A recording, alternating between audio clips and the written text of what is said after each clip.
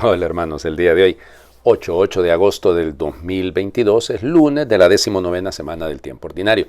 Solo que los 8 de agosto de cada año celebramos la memoria obligatoria de Santo Domingo de Guzmán, el fundador de la Orden de Predicadores, de los dominicos. Bueno, él nace en Caleruega, en la provincia de Burgos, en España, alrededor del año 1170. No hay una claridad. Un 8 de agosto, fíjense, él nació un 8 de agosto de 1170. Era de una familia bastante noble, acomodada. Su papá se llamaba Félix y es venerable, ¿ok? Y su mamá es santa, para que vean ustedes, es santa. Santa Juana de Asa. Tenía dos hermanos mayores, uno de ellos es beato, el beato Manés. O sea que, para que vean ustedes, una familia de santos. No tenía un tío que era arcipestre y que era como lo que hoy en día son los decanos, digamos, los arcipestrazgos son como las decanaturas. Y entonces él lo educó, don Gonzalo de Asa, y se la pasó ahí con una buena formación hasta los 14 años. A los 14 años va a Palencia, en Palencia empieza a estudiar, la filosofía, arte se decía en aquel entonces, y la teología, estudió durante 4 años la teología. Se ordena sacerdote a los 25 años, llega a ser vicario general de la diócesis de Palencia, encargado de los canónigos, porque él llega a ser canónigo de la catedral. Es decir, tenía una vida, llamémosle con mucha, había hecho carrera, como se dice en la iglesia, ¿no? Y bueno, resulta ser que al mismo tiempo es profesor de artes y de Biblia, fíjense, de Sagrada Escritura, ahí en las escuelas en Palencia, que eso va a pasar a ser luego lo que se llamaba en aquel entonces un estudio general, las escuelas catedralicias, ¿no? Son más adelante serán precisamente las, las universidades.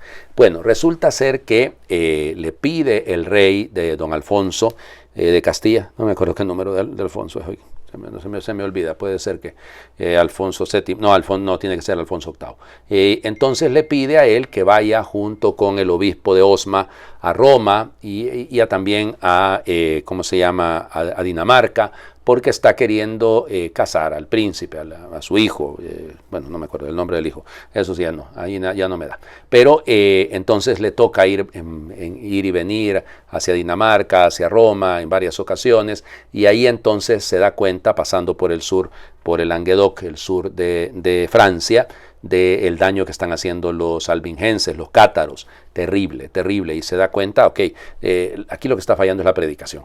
Aquí es donde está el error. Y entonces él se dedica ahí en los alrededores de Toulouse a predicar y todo, va a hablar con el Papa Inocencio III en 1206, y entonces le dice: Santo Padre, yo lo que quiero hacer es esto, fundar una orden que se encargue de predicar, de conocer bien la palabra, de que vivan de manera pobre, muy sencilla, para que se acerquen hacia el pueblo. Y eso es el nacimiento incipiente de lo que va a ser la Orden de Predicadores. Fueron 19 compañeros que él formó y los fue enviando así, misioneros, ¿verdad? Netamente misioneros.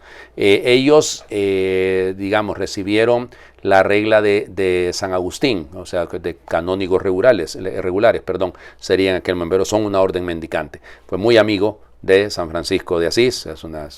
Acuérdense que Inocencio III soñó que estos dos hombres eran los que sostenían la Basílica de Letrán, de San Juan de Letrán, porque ellos van a ser los que van a sostener la iglesia. De hecho, fíjense, hay un episodio, por eso a veces se le representa con un perrito. Resulta ser que antes de nacer su mamá soñó con un perro que andaba con una antorcha en la boca, y entonces escuchó una voz que le dijo: tu hijo será un perro defendiendo la iglesia, pero una antorcha para iluminar al mundo. Y vaya que lo fue, es decir, piensen en lo que ha sido la Orden de Predicadores. Los dominicos han hecho tantísimo bien. Basta pensar en el segundo fundador, como se le llama a veces, se le llama en algunas ocasiones, Santo Tomás de Aquino. Bueno, igual ya les digo, entonces envió de los suyos a París, a Bolonia, para que se formaran. Ahí van a ir, generándole una formación. Los dominicos fueron excelentes teólogos. Piensen en la Universidad de Salamanca. Vaya, aquí me puedo pasar un buen rato, ¿no? Finalmente hace bien las constituciones que son aprobadas, ya no por Inocencio III, porque Inocencio III había muerto, entonces con Honorio III, y ahí vendrá la regla de la Orden de Predicadores. Él muere joven, muere de 50 años, mi edad, exactamente. Él muere de 50 años, muere un 6 de agosto, solo que el 6 de agosto es el día de la Transfiguración, entonces no se puede celebrar, ¿no? Entonces por eso se traslada la fecha a 2 días después, que de hecho es la fecha de su cumpleaños, ¿no? ¿Qué más? Se le atribuyen un montononón de milagros en vida, Y lo que es más interesante, más importante, es precisamente el rosario, ¿no? Porque se atribuye a él, solo que aquí entramos en una discusión un poco delicada, porque resulta ser que, si somos justos y correctos, fue Domingo de Prusia el que ideó realmente lo del rosario. Pero se cuenta que él en vida hablaba de que había tenido visiones de la Virgen. Luego ya le añadieron en la leyenda, pues así se llama su biografía, que ¿cómo se llama? Que la Virgen se le había aparecido y le había enseñado a rezar el rosario. Lo que entendemos hoy en día, lo que está detrás, es que muy probablemente para ayudar al pueblo, él quiso idear una manera de que en lugar de los 150 salmos, se rezara 150 Aves Marías. Acuérdense que originalmente eran 3 grupos de misterios, los gozosos, los dolorosos y los gloriosos. Fue San Juan Pablo II el que añadió los luminosos del jueves, pero entonces hay que entender esto. Y entonces parece ser que fue una manera de ayudarle a la gente a orar, así como ellos querían que miraban a los monjes que rezaban los 150 salmos, ellos querían también rezar junto a ellos y de ahí nacer el rosario. Pero la estructura como tal, como les digo, la va a dar Domingo de Prusia. ¿Qué más decir de esto? Un detalle importante: fue canonizado bastante rápido, porque él va a morir, va a morir, como les digo, en 1221, cuando apenas tenía 50 años, y va a ser canonizado en el 1234. Los dominicos, todo el bien que han hecho, Dios mío. Todo el bien que han hecho. Piensen, en América son importantísimos, no tantas de las universidades, en México, en Perú, en Guatemala, que estuvieron en manos de los dominicos, fueron ellos los encargados de la Inquisición, claro que sí, eran los dominicos a los que se les encomendaba esa tarea. Y bueno, no me voy a detener aquí porque ya llevamos unos buenos minutitos hablando del asunto. Comenzamos a leer hoy el libro del profeta Ezequiel, lo vamos a leer durante unas 2 semanas. Y entonces Ezequiel es muy particular. Acuérdense que Ezequiel era sacerdote y fue enviado al destierro, en el primer destierro a Babilonia, ¿verdad? El del año 597 a.C., porque habrá un segundo destierro que va a arrasar con Jerusalén. Entonces a él no le tocó vivir la destrucción de Jerusalén, a él le tocó salir en el primer destierro.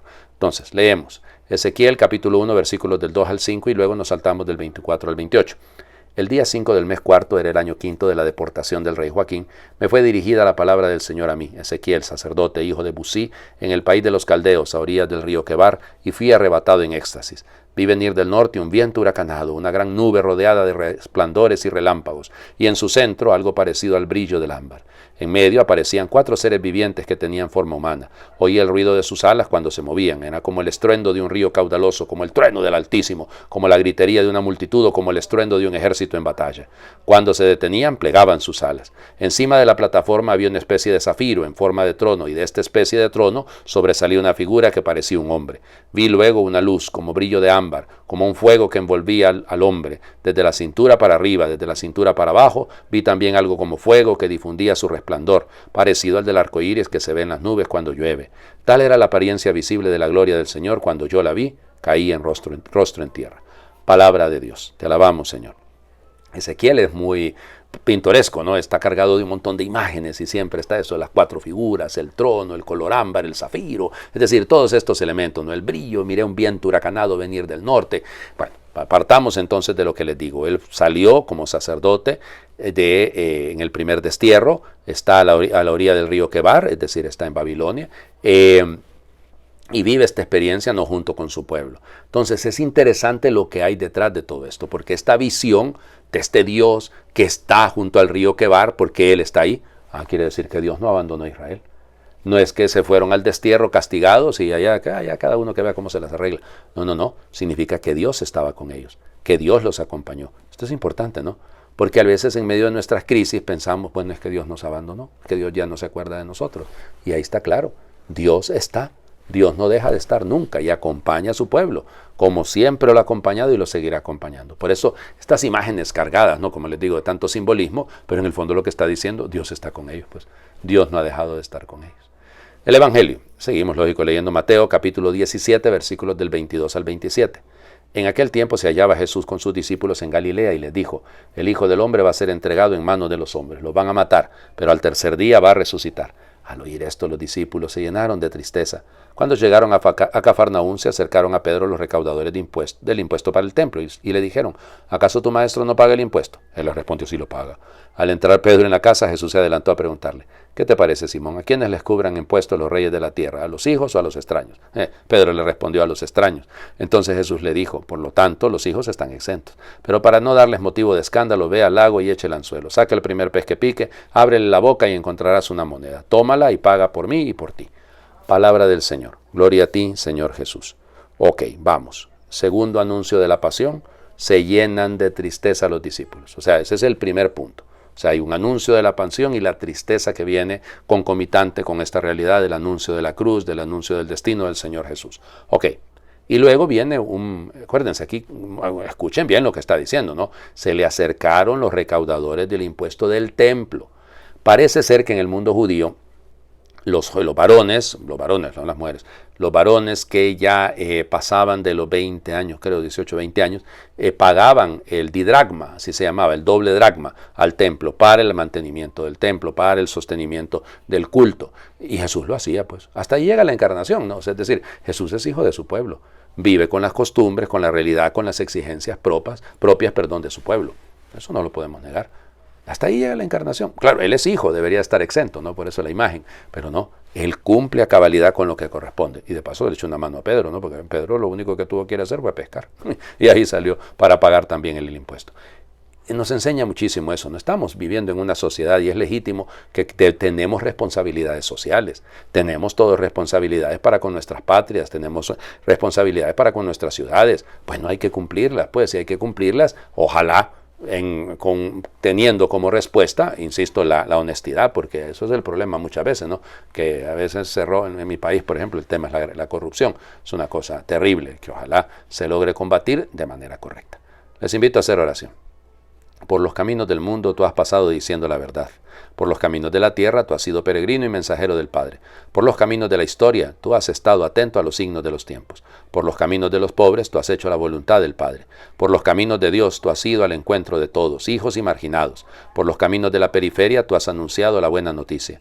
Por los caminos de los hermanos tú has hecho el camino hacia el Padre. Por los caminos de la vida tú mismo has hecho tu propio camino. Por tus caminos llévame, Señor. Amén. El Señor esté con ustedes y les bendiga a Dios por intercesión de Santo Domingo de Guzmán, el que es Padre, Hijo y Espíritu Santo, y su bendición descienda, les acompañe siempre. Feliz lunes para todos.